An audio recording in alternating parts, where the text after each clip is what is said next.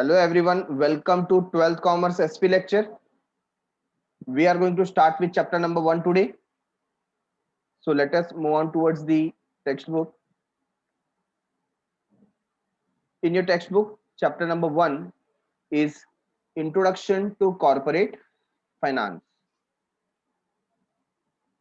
Friends, जब हम ये पर्टिकुलर चैप्टर पढ़ेंगे तो हमें यहाँ पर नॉलेज मिलेगा कि बिजनेस ऑर्गेनाइजेशन को फंड्स कहाँ से आते हैं, क्या क्या रूप है।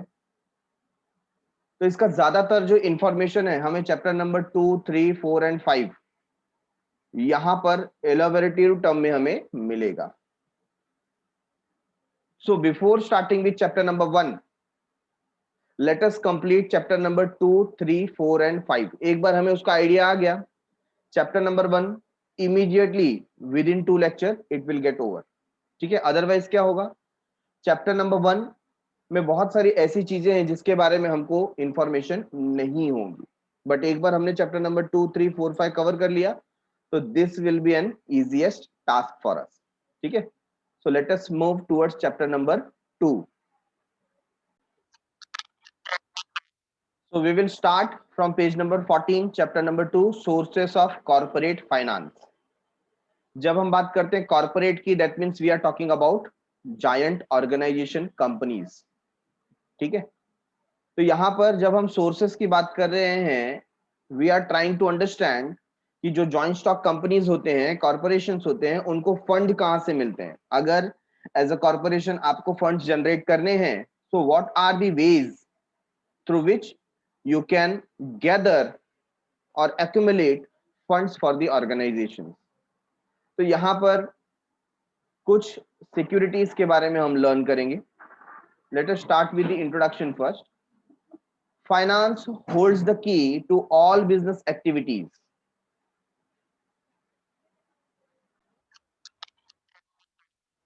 No business activity can ever be pursued without financial support. तो जब हम बिजनेस की बात करते हैं, सबसे पहला अगर आपके पास रिसोर्स होना चाहिए तो वो होना चाहिए capital, finance. Finance is the key to start and run the business. कोई भी business activity without financial support की चल सकती नहीं है। Finance is necessary throughout the activities of promotion, organisation and regular operations of business. Business का कोई भी ऑपरेशन होने दो, वहां पर फाइनेंस की जरूरत तो है ही। All functions of business are ultimately depend on finance. बिना पैसे के कुछ होगा नहीं। The finance needed by the business organization is termed as capital। तो ये चीज हमने 11th स्टैंडर्ड में बुक कीपिंग के सब्जेक्ट में की हुई है। जो बिजनेस एक्टिविटीज के लिए हमें फाइनेंस नीडेड होता है, उसे हम क्या टर्म देते हैं, उसे हम टर्म देते हैं as capital. Every business organisation needs certain capital for its activities. A joint stock company, which is a modern form of business organization and being a large undertaking, requires huge capital for business। तो चाहे छोटा organisation होने दो या giant organisation होने दो, finance is needed bye every entity. जबकि joint stock company होगा, which is a large firm, so it also require large amount of capital, huge amount of capital to run the business। These huge capital collection or capital formation has a special significance in the management of joint stock company। तो business को manage करने के लिए collection of capital is very much necessary। ये एक crucial part हो जाता है जिसको discuss करना बहुत important है कि finance कहाँ से आएगा और कहाँ utilize होगा। Capital formation is the process of collection of capital from various sources according to the financial plan of the company। तो जब हम बात करते हैं कैपिटल फॉर्मेशन मतलब कैपिटल क्रिएट करने की, कैपिटल गैदर करने की जब हम बात करते हैं, so it is a process of collection of capital from various sources according to the financial plan of the company. सिर्फ एक सोर्स से नहीं आ रहा है, बहुत सारे सोर्सेस से ये पैसा आता है। ठीक है, अगर मैं आपके सामने एक क्वेश्चन रखूं, फॉर एग्जाम्पल आफ्टर 3 years और 5 years down the line, you want to start your own business, it doesn't matter it is huge or small, है बड़ा है छोटा है, it doesn't matter. लेकिन अगर आप खुद का बिजनेस स्टार्ट करना चाहते हैं and you have idea what you want to start, ठीक है ना, आपको क्या स्टार्ट करना है ये ऑलरेडी आपको पता है. It can be a milk centre, ठीक है ना. सपोज आपने सोचा कि आजकल के लॉकडाउन में मिल्क का जो बिजनेस है बहुत अच्छा चलता है, so we will start a milk centre. ये आपका ऑप्शन हो सकता है. या ऑनलाइन सपोर्ट सिस्टम आप देना चाहते हैं,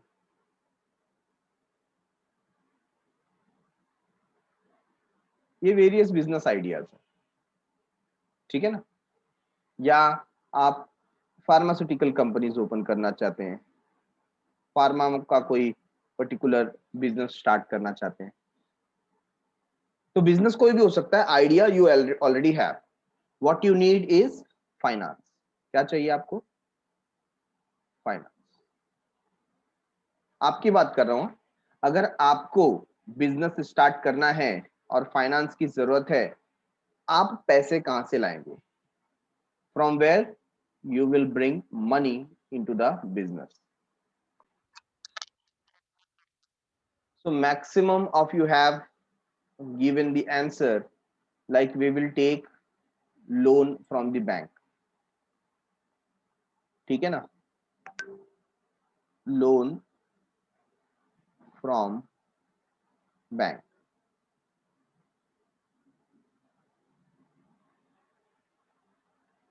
ये कुछ लोगों ने या ज्यादातर लोगों ने आंसर दिया. कुछ लोगों का आंसर था specifically I will first ask my dad और फादर, है ना. कुछ लोग टी शर्ट पे लिख करके घूमते हैं my dad is ATM, my dad is ATM, तो फादर से लेंगे. कुछ लोगों का कहना है sir we will utilize our savings, हमारे पास जो सेविंग्स हमने 2-3 इयर्स में गैदर किया होगा वो यूटिलाइज करेंगे. कुछ का कहना है आवर रिलेटिव्स और फ्रेंड्स. Yes sir. तो ये सारी चीजें हमारे लिए क्या हो गया? सोर्सेस. क्या हो गया? Sources of finance. Sources of finance. But मेरी मानिए, हम जब फाइनेंस के बारे में सोचते हैं, हम कॉस्ट ऑफ कैपिटल को रिड्यूस करने को फर्स्ट प्रायोरिटी देते हैं. कॉस्ट ऑफ कैपिटल हमारा कम होना चाहिए. Now what does it mean? कि जब हम फाइनेंस लेंगे, obviously we have to pay some cost. For example, if you take bank loan, what you have to pay over here? Interest. आया ना. But saving में कोई इंटरेस्ट पे करने की जरूरत नहीं. डैडी से लिया, कोई इंटरेस्ट पे करने की जरूरत नहीं. रिलेटिव से लिया, कोई इंटरेस्ट पे करने की जरूरत नहीं. फ्रेंड से लिया, कोई इंटरेस्ट पे करने की जरूरत नहीं. तो हमारा फर्स्ट प्रेफरेंस जो होना चाहिए वो क्या होना चाहिए? हमारे पास की सेविंग, है ना. अभी हमारा सत्यम जो है, सत्यम को बिजनेस करना था, डैडी के पास गया, डैडी को बोला डैडी डैडी मुझे बिजनेस करना है. क्या करना है बेटा आपको? मुझे खुद का जो है ना, मुझे साइबर कैफे ओपन करना है, मैं कंप्यूटर से रखूंगा और मैं बिजनेस रन करूंगा. कितने पैसे लगेंगे? बस 5 लाख रुपए लगेंगे. प्रीमाइसेस रहेगा रेंट के ऊपर, पीसीस रहेंगे, 1-2 मैं वर्कर रखूंगा साथ में, बस 5 लाख. लाएगा कहाँ से? अरे इसके लिए तो आपके पास आया हूँ. और मैं जो तुझे पैसे देता था पॉकेट मनी, उसका क्या किया? वो तो कॉलेज लाइफ में इधर उधर हो गए. I don't have any savings, मेरे पास कोई सेविंग नहीं है. तो father will ask one question, ठीक है मैं आपको पैसे दूंगा, आप कितना रिटर्न्स मुझे देंगे? शॉर्ट क्वेश्चन है ना, कितना रिटर्न्स मुझे देंगे? आप बोलेंगे आपको भी रिटर्न चाहिए तो मैं 8 to 10% कुछ जैसा रहेगा वो ऐसा मैं आपको दे दूंगा. तो डैडी बोलेंगे इतना पैसा तो मैं बैंक में रखूंगा तो भी मिल जाएगा, why should I give it to you? आया ना. बैंक में अगर मैं डिपॉजिट रखता हूँ, फिक्स डिपॉजिट रखता हूँ, 8% तो मुझे वहां पर भी मिल जाएगा, आपको देने की क्या जरूरत है। दैट मीन्स डैड क्या बोलना चाहते हैं, आपको ऐसा बिजनेस करना है जहां पर rate of return bank rate से ज्यादा मिले, मे बी ऑफ 12 to 14% तो एटलीस्ट मिलना चाहिए। नहीं तो उतना पैसा मैं बैंक में रख के कमा रहा हूं तो why there is need to do business. ठीक है ना। तो सबसे पहले हम यूज करते हैं सेविंग्स, सेकंड हम फादर के पास जाते हैं। हमारे रिलेटिव्स और फ्रेंड्स खुद ही कंगाल हैं तो हम फादर के रिलेटिव्स और फ्रेंड्स के पास जाते हैं, उनसे पैसे ले लेंगे। This is our third option, जहां पे हमें इंटरेस्ट देना ना पड़े। एंड एट द लास्ट जब कुछ काम नहीं बनेगा then we will approach bank. तो वहां पर जो हमें इंटरेस्ट है मे बी 8% से 15%, डिपेंड 20% तक का भी हमें लोन रेट पर मिल सकता है। ठीक है। तो इस तरीके से हम डिसाइड करते हैं कि हमें फाइनेंस कहाँ से लेना चाहिए जहां पर हमारा कॉस्ट ऑफ कैपिटल क्या हो, कम हो। बराबर है। तो इसको हम बोलते हैं sources of finance for individual, sources of finance for individual. इसी तरीके से अगर कंपनी को फाइनेंस क्रिएट करना है, कंपनी को अगर फाइनेंस क्रिएट करना है तो कंपनी कहां से लाएगी पैसे, तो उसके बारे में अभी हम लर्न करेंगे।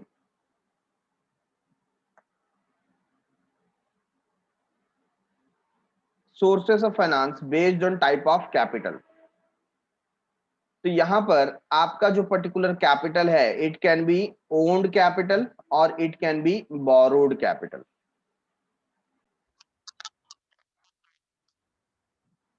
ओन्ड कैपिटल, ओन्ड कैपिटल का मतलब क्या होता है, खुद का, हमारा पैसा।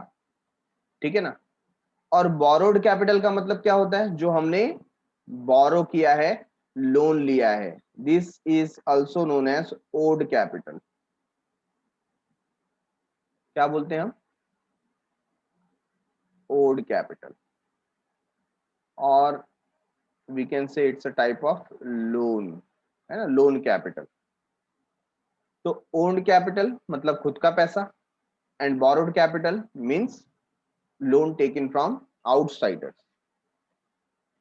अब ओन्ड कैपिटल को दो पार्ट में डिवाइड किया, एक तो शेयर्स और दूसरा है रिटेन्ड अर्निंग।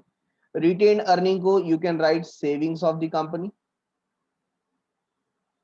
या कंपनी के टर्म में, एक कमर्शियल टर्म में इसका नाम रहता है flogging back of profit, flogging back of profit. ध्यान रखिए सब term. So whether you call it as savings of the company or flogging back of company or retained earning or reserves, reserves भी आप इसे कह सकते हैं, कंपनी का क्या है, रिजर्व्स। तो कंपनी ने अब तक जो सेविंग किया है उसको भी यूटिलाइज कर सकती है। और दूसरा उसके पास ऑप्शन होता है मार्केट में शेयर इशू करने का। सर शेयर इशू कर रहे हैं वो भी तो बाहर से पैसे ले रहे हैं ना, तो वो ओन कैपिटल कैसे हुआ, क्योंकि जो शेयर परचेस करेंगे they will become owner, they will become owner, owner मालिक बन जाएंगे, और मालिक का पैसा तो अपना ही पैसा होता है। यस और नो, मालिक का पैसा बिजनेस का पैसा हुआ जो मालिक ने पैसे दिए। तो that's why it is called as owned capital. क्या कहा जाता है, owned capital. Now owned capital का जो शेयर वाला पार्ट है, this is divided into two types of share, one is equity share, another one is preference share. Equity share and preference share, इसके बारे में हम लोग आगे लर्न करेंगे, इसको प्रॉपर तरीके से समझेंगे, what is equity share, what is preference share. But right now सिर्फ हम सोर्सेस ऑफ फाइनेंस के ऊपर फोकस कर रहे हैं। Hence other part is borrowed capital. ठीक है। बोरोड कैपिटल और ओड कैपिटल और लोन, इसमें आ जाता है सबसे पहले debenture. Debenture is similar to share, that is we take amount from outsider but it's a kind of loan, मतलब इसका इंटरेस्ट देना पड़ता है। क्या देना पड़ता है, इंटरेस्ट। ठीक है ना। तो ये डिवेंचर के पैसे जब हम लोगों से लेते हैं वो हमारे बन जाते हैं क्रेडिटर। क्या बन जाते हैं? क्रेडिटर। यहां हमने पैसा लिया तो ये लोग क्या बन गए? ओनर। ठीक है, और यहां हमने पैसा लिया तो ये लोग क्या बन गए? क्रेडिटर, क्योंकि ये पैसा हमें इंटरेस्ट के साथ चुकाना पड़ेगा। सो पब्लिक डिपॉजिट हो सकता है, डिवेंचर हो सकता है, बॉन्ड्स हो सकता है, एडीआर जीडीआर हो सकता है, बैंक से पैसा ले सकते हैं, फाइनेंशियल इंस्टीट्यूशंस हैं जहां से हम लोन ले सकते हैं, और ट्रेड क्रेडिट तो मिलता ही है ना, जो उधार मिलता है, क्रेडिट पीरियड मिलता है 1 मंथ 2 मंथ्स का पैसा रिपे करने के लिए बिजनेस से, उसे हम ट्रेड क्रेडिट कहते हैं। तो ये जो पर्टिकुलर सोर्सेस था वो दो पार्ट में डिवाइड हो गया, एक ओन्ड कैपिटल, दूसरा बोरोड कैपिटल। ठीक है, या आप इसको और अलग टर्म्स में पेश कर सकते हो जिसे हम कहते हैं इंटरनल एंड एक्सटर्नल। देखिए एक्सटर्नल सोर्स में when capital is raised from the outsider, बाहर वालों से जब आप कैपिटल रेज करते हो उसे कहते हैं एक्सटर्नल, और जब इंटरनल हमें फंड्स मिलता है उसे कहते हैं इंटरनल, है ना। When capital is made available from within the organization, organization के अंदर से अगर हमें पैसा मिलता है तो हम उसे कहते हैं internal source. So what are the sources of owned capital? एक पार्ट के ऊपर हम लोग यहाँ पर ध्यान दे रहे हैं कि ओन्ड कैपिटल के क्या क्या सोर्सेस है।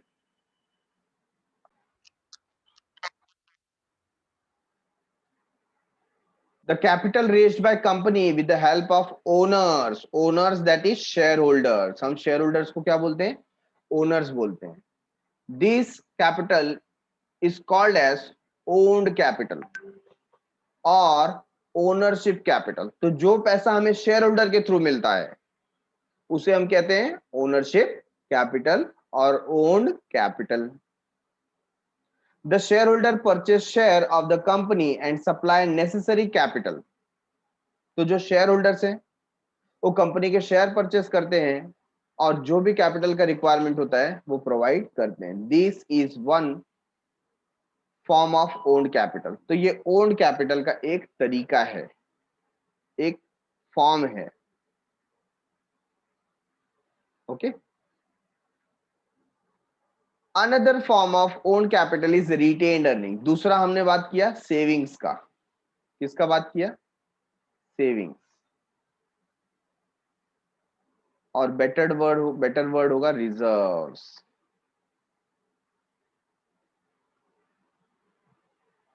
ठीक है, better words are reserves. It is known as ploughing back of profit. तो इसे और क्या कहा जाता है? इसे कहा जाता है प्लॉइंग बैक ऑफ प्रॉफिट। ध्यान दीजिए, इट इज री investment of profit in the business by the company itself. ये क्या है? खुद का पैसा बिजनेस में लगाना, उसे कहते हैं री इन्वेस्टमेंट। तो बिजनेस ने अपना खुद का जो सेविंग्स है वो बिजनेस में लगाया, जिसे हम कह रहे हैं प्लॉइंग बैक ऑफ प्रॉफिट।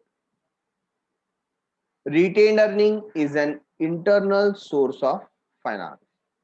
तो जब हम रिटेन अर्निंग की बात करते हैं that time we are talking about reserves of the company. और ये क्या होते हैं? ये होते हैं internal source of finance. Company ने जो बचत की है, कंपनी को जो प्रॉफिट हुआ था उसमें से एक हिस्सा उसने बचा लिया, शेयर होल्डर को नहीं दिया, तो जो हिस्सा उसने अपने पास रखा उसे हम कहते हैं प्लॉइंग बैक ऑफ प्रॉफिट या reserve. Owned capital is regarded as a permanent capital as it is returned only at the time of winding up of the company। तो जो ओन कैपिटल है कंपनी का वो एक परमानेंट कैपिटल है। तो जब तक कंपनी बंद नहीं हो जाती तब तक वो पैसा नहीं मिलेगा। ठीक है,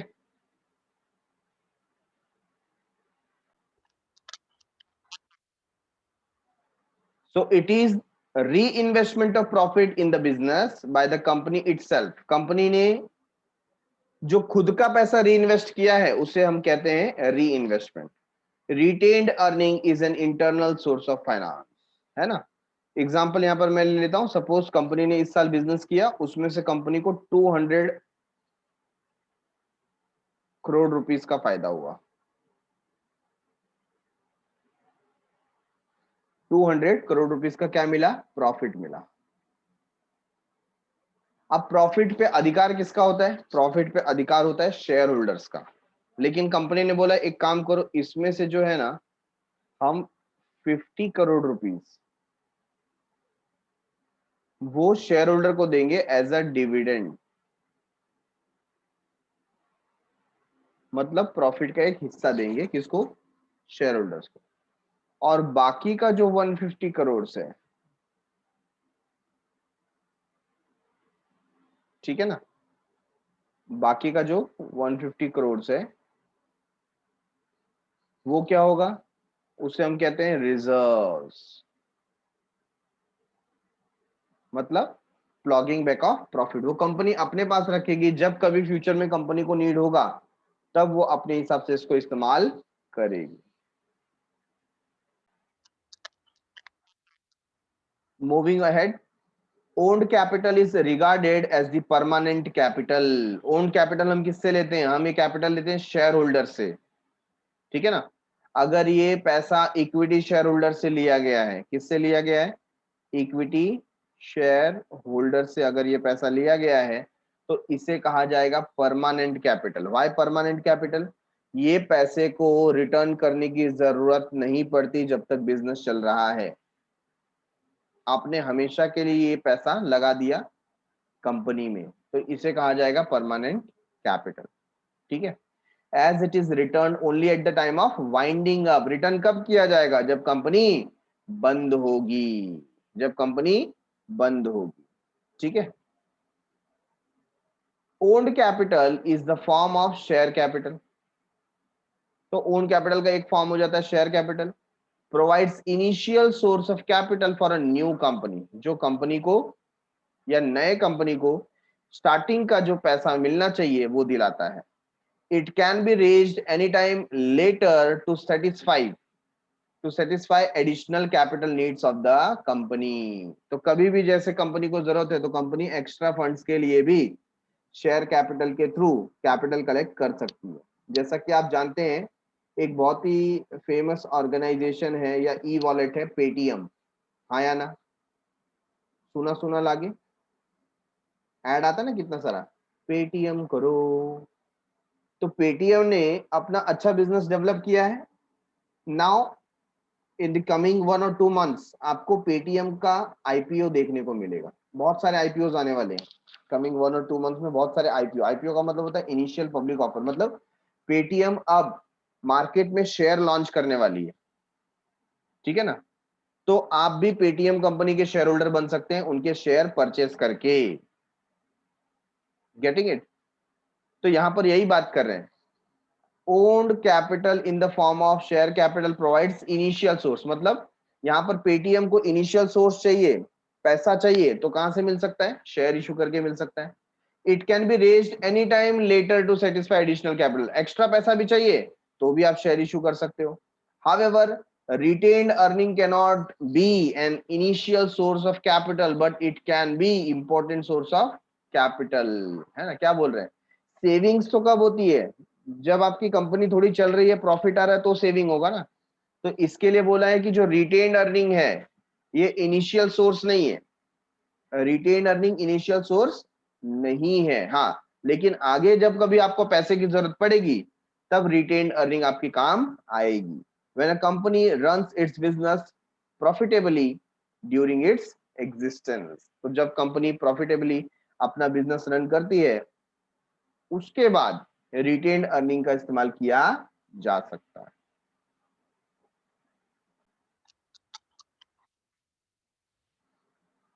promoters decides the share capital required by the company. अब यहाँ पर एक न्यू टर्म आ गया, क्या आ गया, प्रमोटर्स। 11th स्टैंडर्ड में हमने इनकी बात की।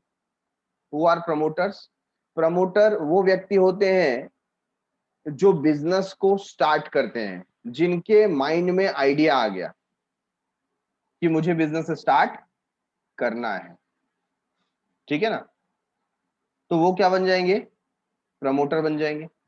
अब उन्होंने डिसाइड किया कि हमें शेयर कैपिटल चाहिए, कितना चाहिए, पर शेयर का प्राइस क्या होगा, this all things will be decided by promoters.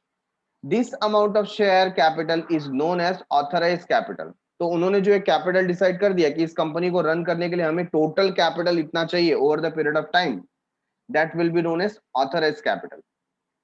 It is stated in the capital clause of memorandum of association of the company. हमने 11th स्टैंडर्ड में मेमोरेंडम ऑफ एसोसिएशन पढ़ा था, तो ये जो कैपिटल क्लॉज है ये वहां पर लिखा हुआ होता है। ठीक है, तो इसमें सबसे पहले हम स्टार्ट करेंगे विद द टर्म शेयर्स। क्या टर्म है? शेयर्स। अब ध्यान दीजिए, सो लेट अस अंडरस्टैंड कि जो बिजनेस के प्रमोटर्स हैं, ठीक है ना, सपोज कोई भी एक व्यक्ति जिसके दिमाग में ये आइडिया आता है,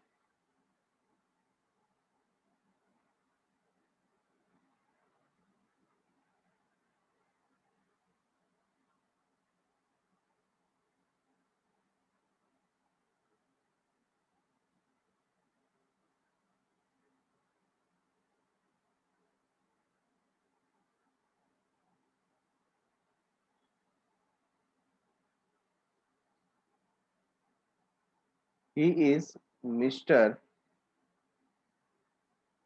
मुकेश। मुकेश अंबानी वाला मुकेश नहीं, हमारा मुकेश, ठीक है, ये मुकेश है। ही गॉट एन आइडिया, एक दिन इसके बैठे बैठे दिमाग की बत्ती जली, ठीक है ना।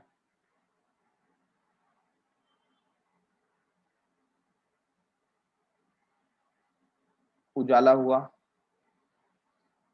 और उसने सोचा कि क्यों ना हम एक शैम्पू प्रिपेयर करें। बेसिकली शैम्पू होता क्या है? उसमें आंवला होता है, उसमें रीठा होता है, उसमें शिकाकाई होता है, उसमें आप डालना चाहे तो ब्राह्मी डाल सकते हैं,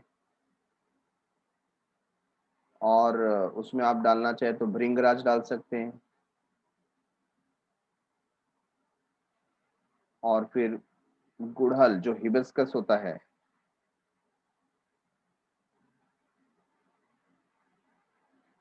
उसका फ्लावर, ये सब का अगर हम लोग पाउडर फॉर्म में एक शैम्पू बनाए तो बहुत अच्छा मटेरियल तैयार होगा। किसने सोचा? मिस्टर मुकेश ने, ठीक है ना। तो उसने क्या किया? उसने एक्सपेरिमेंट किया, कुछ कुछ क्वांटिटीज को ऐड किया। फॉर एग्जांपल किसी का 100 ग्राम्स, किसी का 50 ग्राम्स, कोई 75 ग्राम्स, कोई 200 ग्राम्स, ऐसा उसने एक मिक्सचर तैयार किया और उसने इसको नाम दिया शैम्पू पाउडर। रात को भिगा कर रखें और सवेरे लगा लें, 2 आवर्स के बाद हेयर वॉश कर लें और आपके हेयर एकदम सिल्की हो जाएंगे, डैंड्रफ नहीं होगा। उसने ऐसा एक प्रोडक्ट बनाया, ठीक है ना। अब सोचता है कि इस प्रोडक्ट की उसको कंपनी स्टार्ट करनी है, तो इसने ये आइडियाज किसको बता दिए? अपने फ्रेंड्स को। अभी उसके कुछ फ्रेंड्स तैयार हो गए, friend number 1, friend number 2, friend number 3, ऐसे कुछ फ्रेंड्स उसके तैयार हो गए कि भाई तुम्हारा बिजनेस तो बहुत अच्छा है, हम भी इसमें पार्टिसिपेट करेंगे, हमारा क्या रिक्वायरमेंट रहेगा आप बताओ। तो उसने सबको अपने अपने डिपार्टमेंट दे दिए कि हम लोग इन बातों पर विचार करेंगे। तो ये सब मिलकर, है ना, मिस्टर मुकेश और ये सब मिलकर, इन सबको हम क्या कहेंगे? इन सबको हम कहेंगे प्रमोटर। क्या कहेंगे? प्रमोटर्स। अब इस बिजनेस को स्टार्ट करने के लिए what they want? They want huge capital, ठीक है ना, दे वांट ह्यूज कैपिटल। अभी कैपिटल रेज करना है तो उसके लिए उन्होंने सोचा कि वी वांट टोटल, में एक छोटा सा एग्जांपल लेता हूं, we want 1 lakh rupees. How much we want? 1 lakh rupees या 10 लाख रुपीज हम बोलते हैं, 1 लाख भी बहुत छोटा हो जाएगा। We want 10 lakh rupees. तो 10 लाख रुपए अगर हम पब्लिक से इकट्ठा कर सकें तो कितना अच्छा होगा? यस और नो? तो मुझे अगर एक कंपनी डेवलप करनी है, ठीक है, इस कंपनी में चाहिए पहले शेयर कैपिटल, और हमने डिसाइड किया हमारा शेयर कैपिटल होना चाहिए 10 लाख रुपीस का, तो इस 10 लाख रुपीस को हम बोलेंगे ऑथराइज कैपिटल। क्या बोलेंगे? Authorised capital. और आप उसे नाम दे सकते हैं नॉमिनल कैपिटल। क्या नाम दे सकते हैं? Nominal capital. ठीक है, अच्छा। अब ये जो पूरा का पूरा 10 लाख रुपीस है, ये आएगा कैसे? एक काम करते हैं ना, हम पब्लिक को ऑफर देते हैं, इसके हम छोटे छोटे पार्ट कर देंगे, बहुत ही छोटे छोटे part, very small part. Why not sell it for 10 rupees? मतलब हम इसके ना शेयर्स बना देंगे, और ऐसे अगर मैं 1 लाख शेयर्स बनाऊं, क्या बनाऊं? 1 लाख शेयर्स, मतलब हमने उसको डिवाइड कर दिया और हर एक शेयर का प्राइस मैंने रखा 10 rupees. So by this way I can collect 10 lakh rupees. Yes or no? मैं मार्केट में ये 1 लाख शेयर बेचूंगा। अभी फॉर एग्जांपल इसमें से mister Swarank we have, Swarank ने कहा कि 10 रुपए का शेयर है, I can easily buy 100 quantities. तो हम स्वरांक से बोलेंगे भाई 10 रुपए का एक शेयर है, तो 100 शेयर कितने के हो गए? 1000 रुपीज। तो आप 1000 रुपीज दे दो। वैसे ही स्नेहा है, स्नेहा ने बोला I have more money, I can buy 1000 share. हमने बोला बहुत अच्छी बात है, एक काम करो 10 रुपए के हिसाब से यू हैव टू पे 10,000 रुपीज। ऐसा जिसका जैसा कैपेसिटी, ठीक है ना। For example Tanishka is there, तो तनिष्का ने बोला I can only buy 10 share. कोई बात नहीं, 10 रुपए का है, so accordingly you can pay 100 rupees. है ना। तो ऐसे हमारे शेयर होल्डर क्रिएट होते गए, और हमें बेचने हैं टोटल 1 लाख शेयर। मार्केट में हम 1 लाख शेयर बेच देंगे, तो हमारे पास टोटल कितना हो जाएगा? 10 लाख।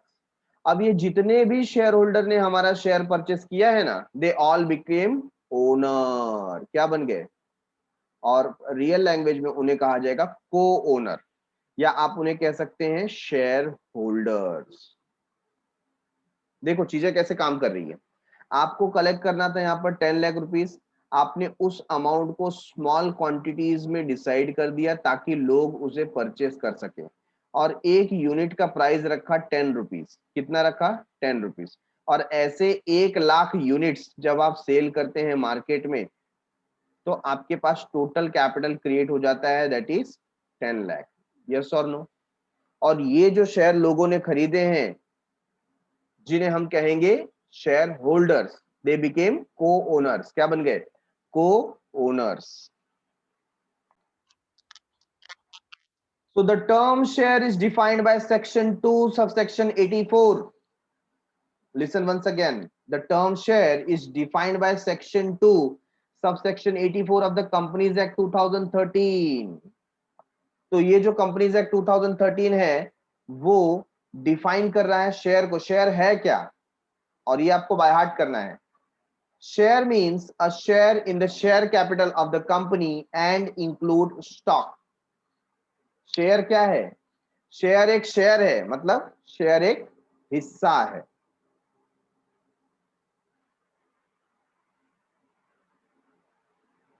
शेयर एक भाग है, शेयर एक पोर्शन है। इस शेयर का मतलब क्या है? हिस्सा, भाग, portion.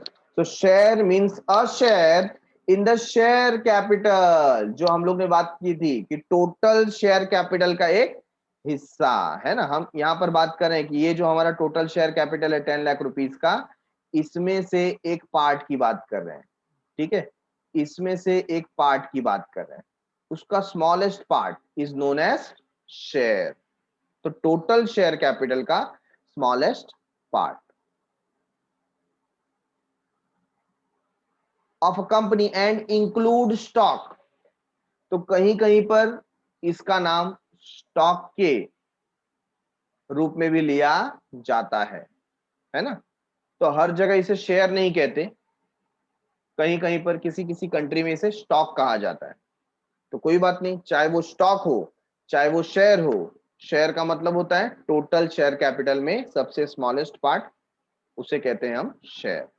Share is a unit by which the share capital is divided. Share वो यूनिट है जिसके थ्रू हमने शेयर कैपिटल को डिवाइड किया है।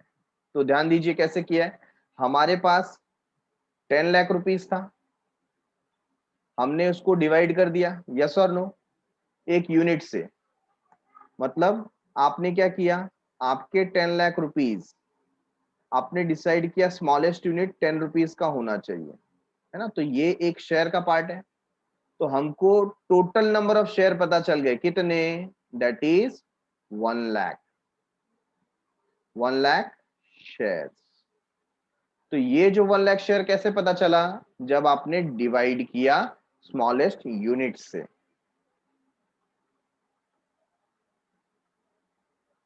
The total capital of the company is divided into small parts and each part is called share. हर एक वो छोटा पार्ट उसे क्या कहते हैं, शेयर कहते हैं। And the value of each part or unit is known as face value. तो ये जो अभी अभी हम लोग ने यहाँ पर अमाउंट रखा था 10 रुपीज, एक शेयर का यहाँ पर प्राइस कितना रखा हमने, 10 rupees. This particular price is known as face value.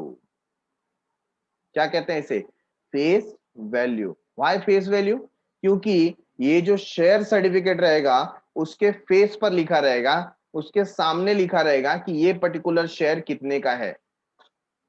जैसे किसी प्रोडक्ट का एमआरपी लिखा होता है, सेम वे उस प्रोडक्ट का फेस वैल्यू शेयर सर्टिफिकेट पे लिखा होता है। ठीक है।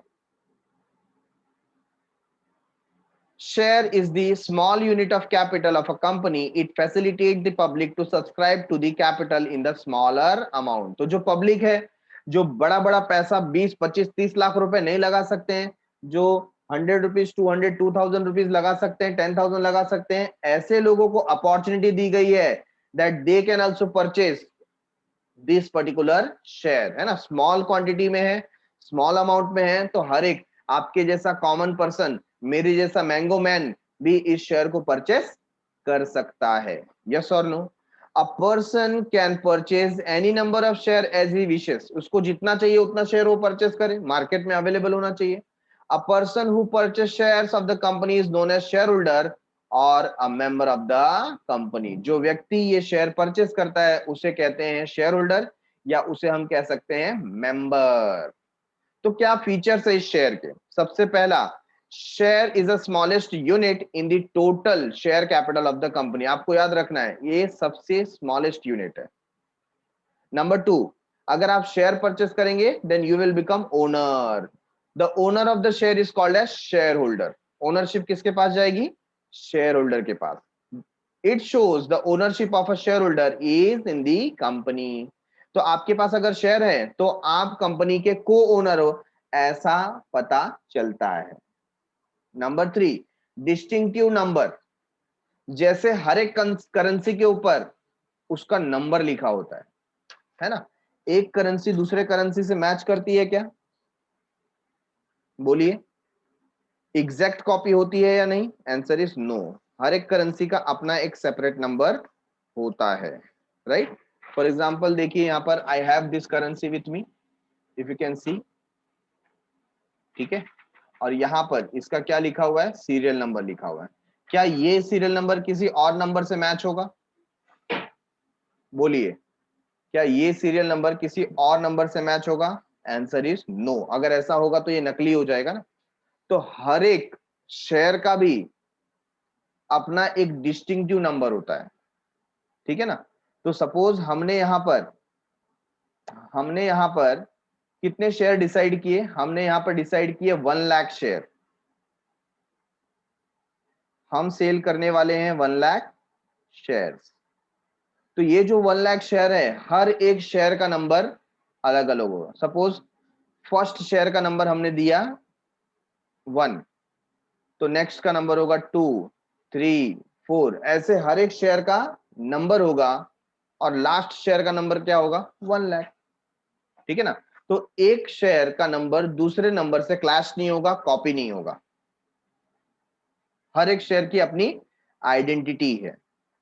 तो इसे हम कहते हैं डिस्टिंक्टिव नंबर। क्या कहते हैं, डिस्टिंक्टिव नंबर। अनलेस डीमटेरियलाइज्ड, जब तक उसे डीमटेरियलाइज नहीं किया गया, जब तक उसे इलेक्ट्रॉनिक फॉर्म में कन्वर्ट नहीं किया गया, each share has distinctive number. हर एक शेयर का अपना एक अलग नंबर होता है। For identification it is mention in the share certificate. और उसे कहां मेंशन किया जाता है, शेयर सर्टिफिकेट पे। जैसे मैंने आपको बताया करेंसी नोट पे उसका अपना अलग नंबर होता है। आपका 10th स्टैंडर्ड का बोर्ड सर्टिफिकेट देखोगे तो उसके ऊपर भी एक नंबर होगा जो किसी से मैच नहीं करेगा, यूनिक नंबर। ऐसा यहां पर भी इसको एक डिस्टिंक्टिव नंबर दिया जाता है। एविडेंस ऑफ टाइटल, ये एक सबूत है आपके ओनर होने का। इस चीज का सबूत है कि आप कंपनी के ओनर हो, आपने शेयर परचेस किया है, इसका ये एक एक्नॉलेजमेंट है, एक एविडेंस है। A share certificate is issued by the company under its common seal. Share certificate company के कॉमन सील, कंपनी का जो स्टैंप होता है ना, कॉमन सील, उसके बेसिस पे इशू किया जाता है। It is a document of title of ownership of the share. और ये एक डॉक्यूमेंट ऑफ टाइटल है, मतलब आपको एक सर्टिफाई किया जाएगा कि आपने इतने शेयर परचेस किए हैं। A share is not any visible thing, share कोई विजिबल थिंग नहीं है। Share is different, share certificate is different. जैसे मैं आपको बोलूंगा क्या आप 10th पास हैं, आप बोलेंगे हाँ, तो मैं कैसे मानूं, ये दिखाई देता है कि आपका चेहरा दिखाई देख करके मैं बोल सकता हूँ 10th पास है या नहीं पास है, नहीं। आपको उसके लिए क्या शो करना पड़ेगा, सर्टिफिकेट। सर मेरे पास 10th का मार्कशीट है, आया ना। तो उसी तरीके से शेयर इनविजिबल है, बट उसका डॉक्यूमेंट ऑफ टाइटल क्या है, शेयर सर्टिफिकेट। क्या है, share certificate. It is shown by share certificate और in the form of demat share. या तो डीमेट शेयर जो होता है, जो आप स्टॉक एक्सचेंज के थ्रू शेयर परचेस करते हैं, जिसे हम कहते हैं एजेंट्स। एजेंट्स के थ्रू जब आप शेयर परचेस करते हैं या इलेक्ट्रॉनिक फॉर्म में जब आप शेयर परचेस करते हैं, तो वो इलेक्ट्रॉनिक अकाउंट को कहा जाता है डीमेट अकाउंट। तो डीमेट अकाउंट में आपको नंबर्स दिखाई देंगे और ये प्रूव किया जाएगा कि आप क्या है, ओनर हैं। तो it's a evidence of title. ठीक है। Next is value of share.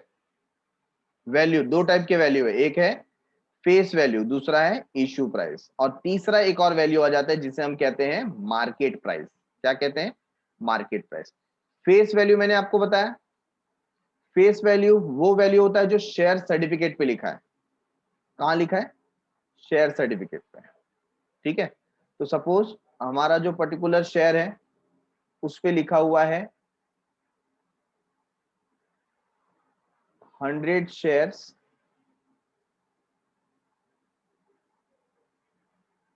Of ₹10 each. मतलब 100 शेयर इस सर्टिफिकेट में है। ये क्या मैं बता रहा हूं आपको, शेयर सर्टिफिकेट। तो इस शेयर सर्टिफिकेट में कितने शेयर हैं, वी हैव टोटल 100 शेयर। ठीक है ना। एक शेयर कितने का है, 10 रुपीज का। तो ये शेयर सर्टिफिकेट की वैल्यू कितनी है, it is equal to 1000 rupees. तो जो प्राइस यहां पर लिखा हुआ है, this particular price is known as face value. क्या कहेंगे इसे, इसे हम कहेंगे फेस वैल्यू। ठीक है। तो फेस वैल्यू शेयर सर्टिफिकेट के फेस पे लिखा हुआ है, which is currently 10 rupees. Currently कितने का है, 10 रुपीज का है।